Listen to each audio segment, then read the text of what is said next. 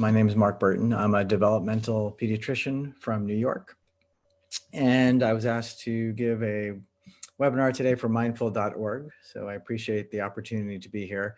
And I think I'm going to try to tie together a couple of different ideas that I don't always pull together. And firstly, this seminar is this talk tonight is meant for anybody who's listening. And at the same time, we're going to be including it as part of a program we're doing for healthcare providers. And really, as I'm starting, just want to be really grateful for everyone who's working on the front lines of everything that's going on right now. What I want to talk about a little bit today is the concept of working with thoughts and thinking. And even in the middle of a crisis like this, we can look at how is our mind maybe complicating things and making them even more intense and off. You might even take the practice today, just as lead in, as an opportunity to start working with thoughts. Recognize that our mind never really sits still. And even a few minutes of this type of event is an opportunity to let go a little bit. There's nothing to be doing right now. There's nothing to be fixing right now. It's an opportunity to try to just bring awareness to these few minutes of something that hopefully will bring you a little bit of an opportunity to settle, a little bit of an opportunity for self-care. And we posted a couple of points recently on just that beginning concept, foundational concept of staying settled. That's a starting point for our long-term resilience. You know, here we are, and this is what's going on. And at the moment, it's pretty awful and terrifying. And yet, one simple practice is recognizing when our mind gets caught up wherever it goes. And quite often, it's lost in thought. And recognizing that, we can come back to something that's more immediate, like a sensation in our body or the practice of breathing. And that's a foundational practice that just helps us come back to dealing with life well. Mindfulness is always meant to be purposeful.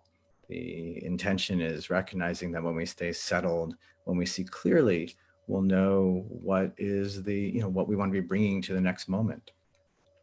So how can we begin to navigate then what is a truly overwhelming and large sense of uncertainty in our lives right now? Our mind tends to do its own thing. We're all familiar with that. Our mind just keeps going. There's no premise in mindfulness that our mind is ever going to stop doing that.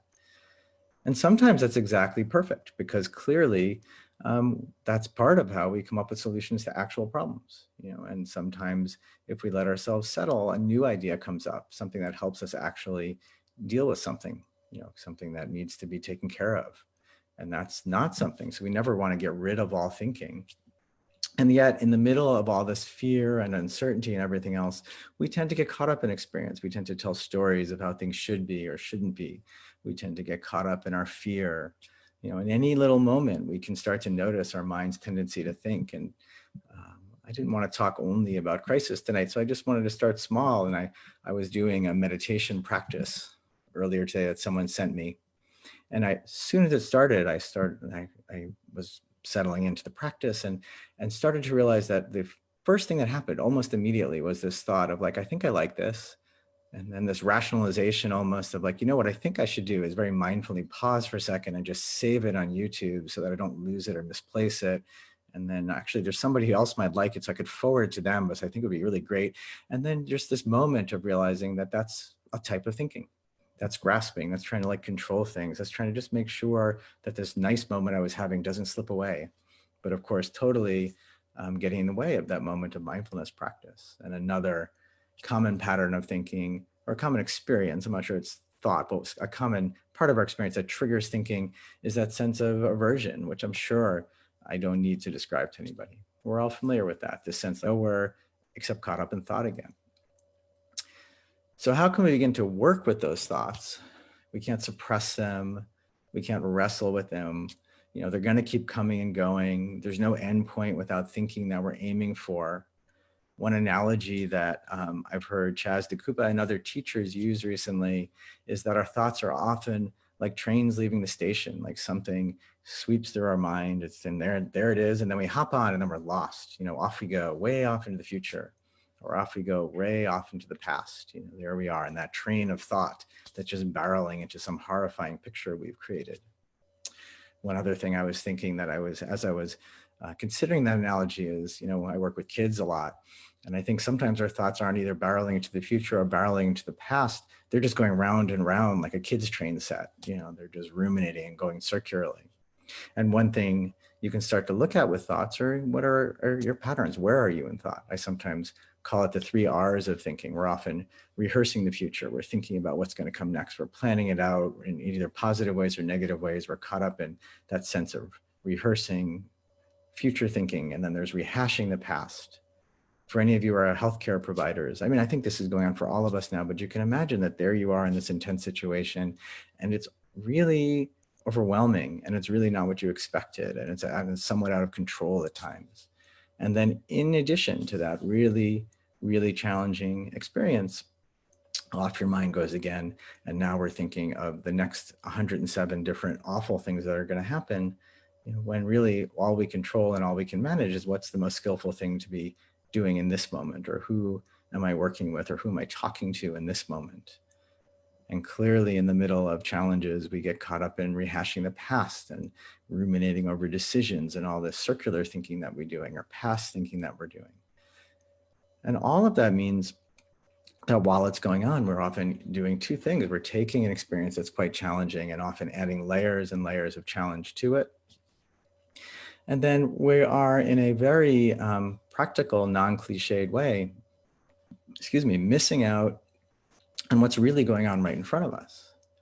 And that has layers of implications, because on the one hand, it means that when our thoughts have taken us away from what's going on right now, we might miss out on those brief moments that'll help bring us resilience where something more positive is actually happening. Whatever situation that we're in, we might have a moment of like real human connection with someone around us, or a moment to enjoy drinking a cup of coffee, or to step outside for a moment, or maybe in the bigger picture of a long day, we get a break to do one of our hobbies or something we find relaxing, but we're lost in thought the whole time. And then the other thing that does is that really the only moment we influence in life, quite literally, this is touching. I really try to avoid mindfulness cliches, but it's such a core to the practice, is that if we're going to influence anything in life, it comes down to what's going on right now. We can plan for the future, but even that starts right now. And that same concept goes, that if our thoughts have taken off somewhere else, then it's going to be hard to see clearly in this moment what's actually going on. That's that sort of beginning concept of mindfulness practice, of getting out of autopilot, trying to see with clarity what's going on right now, so we can more clearly see either what we want to be maybe saying or doing next, or maybe in any particular moment we can realize that our habit is to say or do something when maybe it would be better to pause and settle and wait for a moment when that action more specifically is required from us. So how do we start working with all that then? The core practice often is to choose our mindfulness practice we're doing in any particular moment. And while actually, I'm going to pause there for a second. Speaking of coming back, there was one other thought I wanted to add about thoughts. And then I'm going to talk about the practice itself. And I apologize for jumping back and forth, but I thought it was an important one. One thing that's going on around thinking nowadays, right now in particular, is that a lot of us are really caught up in the news. And when I was thinking about setting up this talk, hopefully that was more productive thinking, but when I was thinking of setting up this talk, I realized that we're all caught up in watching the news in many different ways. And that's important. It's that same analogy of, there's a thread of that's important. We have to keep ourselves informed. We have to inform our own problem solving. But someone I know has been posting online a little bit about how there's a core concept in science of garbage in, garbage out when it comes to analysis. And one of the things that's going on in the news right now is we don't know the facts well enough to really make great predictions about what's going to happen. So when you look at the type of thinking we're doing, we're trying to manage a situation, perhaps by over-immersing ourselves in the news, which is increasing our stress level. We have this kind of illusion that learning more and more facts will eventually allow us to have some clarity in this inherently uncertain and terrifying situation we're in. So we're problem solving by seeking more information, grabbing more facts. And yet, if we can pause long enough, we might be able to catch ourselves and think for a moment, is it true? There I am. I'm running down that path. I've been watching the news again for an hour. Is any of it true? And if you go back in terms of some of the analysis going on nowadays, that's a pretty important concept, because until we have better facts to be basing all the bigger decisions on, there isn't a lot of nuance to decision making. People are making big decisions as best as they're able, and we all have to follow along with them as best as we're able on global levels, but also on individual levels about our health and safety and shopping. But more information isn't necessarily the answer. More information in any given day may just be another opportunity for us to spin off into thought and fear and future thinking and everything else and problem solving. So to come back to where I was a minute ago, one of the ways we can start working with thoughts is within any mindfulness practice, we can anchor our awareness to something neutral. So often it's done with for example, a breathing practice. And we're not going to really be able to, or not even try to force thoughts away. The trains are going to keep coming and going. And we can recognize that our thoughts aren't inherently good or bad. Thoughts are just happening. I also think we can add to that, they're not inherently useful or useless. There's some of them, it's that is it true concept. Some of them we might want to recognize like, wow, that might be a useful thing. I could remember that. I should do that. And some of them might be just that same thing. Our thoughts create, thoughts often go from paths that are habitual. Our thoughts are often random. And right now, our thoughts are often quite inflammatory. Our thoughts are often quite a lot of future thinking and fear. And we can begin to, with that mindfulness practice that we're doing, and we can do it really with any mindfulness practice. I'm going to try something a little different tonight. But really within any mindfulness practice, we can begin to just note thinking or thoughts and come back. And then it goes again, there my mind goes again, and we come back and we just label thinking again and come back. And as you do that and become more familiar with that practice over and over again, their thoughts begin to come and go. The analogy often used is like clouds in a sky. We can't control them, but they're part of the experience. They could be storm clouds, they could be, more gentle clouds, and there they come and there they go. And if we catch a thought, it can be hard not to get caught up in frustration, to wrestle with it. There I go again. It's so frustrating. Once you begin to recognize this habit. Last night I had a really trivial experience where something I, bought and was trying to install at home came with the wrong parts. And, after having had this very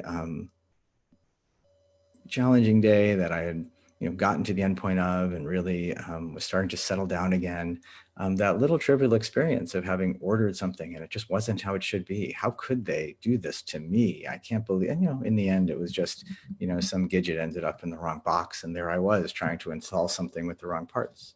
And all of that is spinning into just this, soup of thoughts. And you can begin to recognize, and I hopefully eventually caught myself last night and was like, okay, this is a lot of thinking, and I'm just going to come back, hang out with the family. There's really nothing to fix or do right now. And that can begin, that sort of pattern of like, there I was, and coming back is something that becomes more natural over time. And before I go into the practice, to come back to the, sheer intensity of what many, what we're all experiencing in different ways, but healthcare providers, maybe perhaps in particular, is we can begin to recognize that even in the middle of the most intense off-putting moments, whatever they're bringing up in our experience, there's such a wide range of it right now, perhaps for a lot of people. There's fear and anxiety and living with uncertainty and maybe guilt and anger and all these experiences. And, all the talks about managing emotions are perhaps for another day. But we can recognize that we don't, that there's a big difference between the experience that's happening and all the different parts of it, and then where our mind takes us from out of that experience, the trains that go wherever they go. And we can just continually work with that until it becomes easier to recognize, oh yeah, those are thoughts. That was another one. That's a thought where I'm being really critical of myself. That's a thought where I'm being really fearful of the future. And just thinking, and then you come back and we settle in some way. And it's much harder to do in real life than it is to describe, but it's certainly a very important part of beginning to work with how we're relating to our experience. And that is really the heart of the practice in many ways, of just recognizing that our experience happens and we can't control it all, but we can maybe work with how we're relating to it in any given moment. So typically, when I'm talking about working with thoughts, I usually work with it around a breathing practice, as I mentioned a few minutes ago. But since I've led that online recently and we added it to the health provider page, and maybe it's just not where I am today, I really felt like what I wanted to lead, in spite of this talk about thoughts, was a compassion practice. It feels appropriate to me today. And I think we can still work with thoughts through it, because for anyone who hasn't done this type of metta or compassion practice, the basic concept is the same. We're trying to give our awareness and attention an anchor to come back to. And then when we get distracted, and that's a moment where you might label thinking, you come back to that intention. And that's usually the way that's done is usually through simple phrases. The most important things in setting up this practice are just recognizing we're not trying to force ourselves to feel anything in particular. It's meant to be almost like a signpost, just a reminder that this is what we wish for ourselves, and then we wish for other people as well. And it's also something that I think in this moment can feel overwhelming, perhaps. And if it does, you're certainly welcome to just let go of the compassion practice, let go of the loving kindness practice, and come back to a breathing practice or whatever else. So, there's a lot going on for us right now, and it's hard to know where, our wisdom lies. Sometimes we have to come back to settling, and we have to come back to compassion for ourselves, even sometimes before we come to compassion for other people. It's so easy to forget that our own well-being is kind of a cornerstone of how we're going to relate to the world. So the way the practice typically works, and I'll lead it for a few minutes, and then we'll end after that. I'm going to lead an abbreviated version of the practice for tonight. So finding yourself a comfortable posture. The way the practice usually works is we focus on simple phrases, and those phrases usually are something along the lines of, may I feel happy, may I feel healthy, and may I live my life with ease.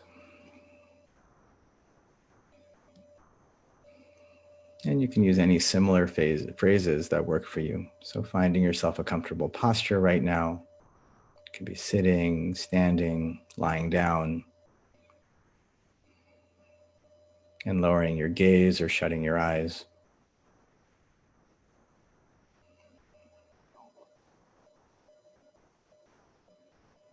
And we typically start the practice, or at least we often start the practice, with thoughts for ourselves. Right now, in this moment, it can be easy to lose touch with the fact that we deserve these well wishes as much as anyone else.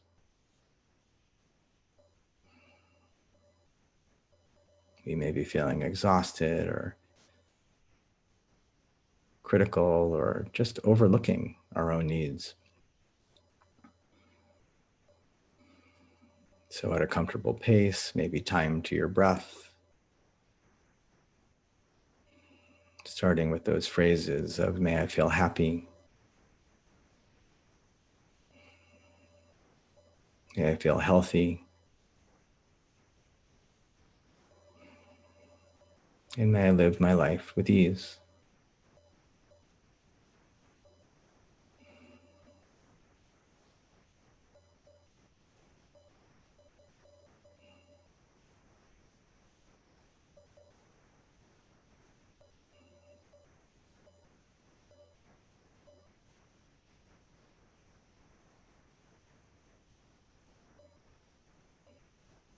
And if your mind goes off in thought, that's normal.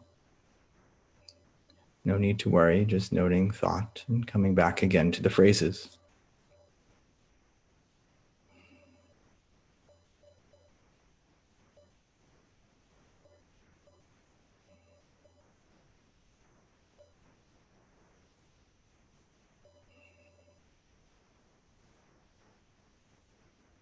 And letting go of any sense of striving or trying to make yourself feel anything.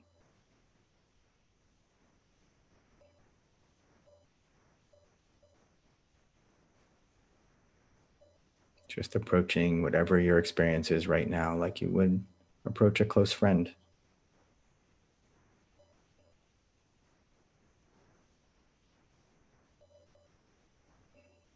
May I feel happy. May I feel healthy.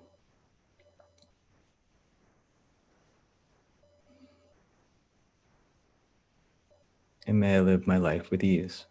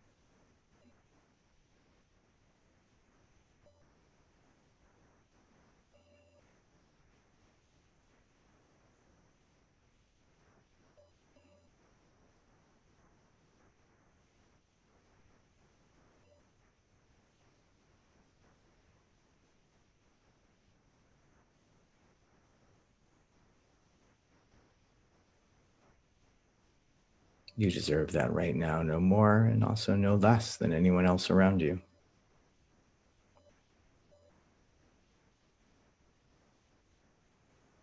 May I feel happy.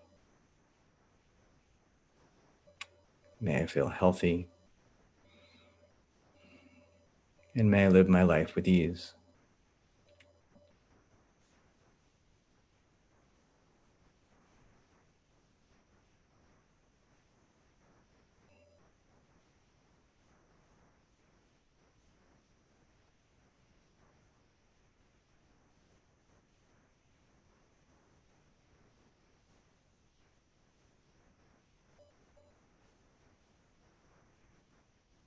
And you're welcome to continue that practice for yourself.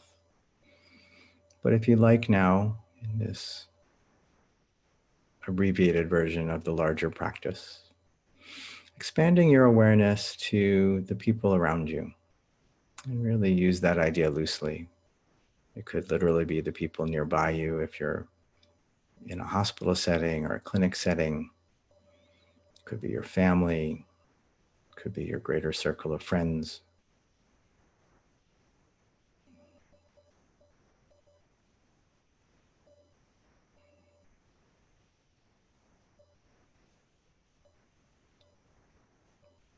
And bringing them the same wishes. There's nothing you might be able to fix or change right now, but wishing them well in the same way. May you all be happy. May you be healthy. And may you live your life with ease.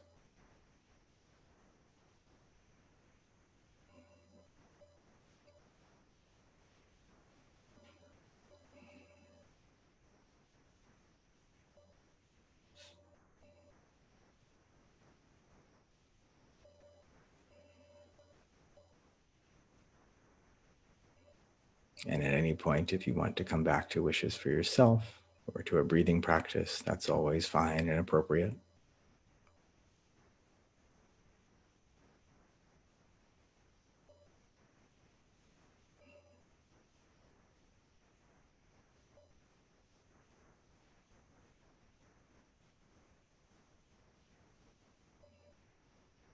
May you be happy. May you be healthy. And may you live your life with ease.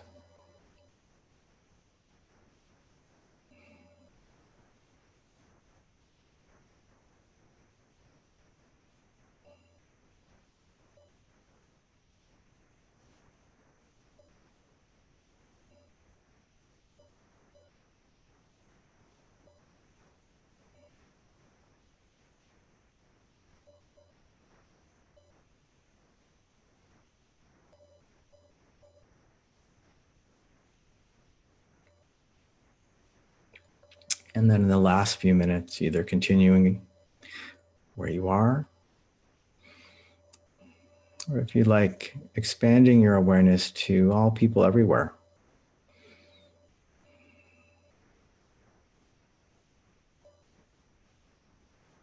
Everyone around the world is struggling in this moment to figure out how to manage this crisis.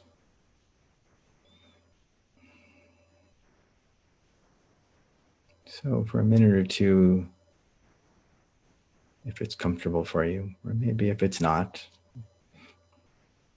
wishing everyone everywhere, may all beings be happy. May all beings be healthy. And may all beings live their life with ease.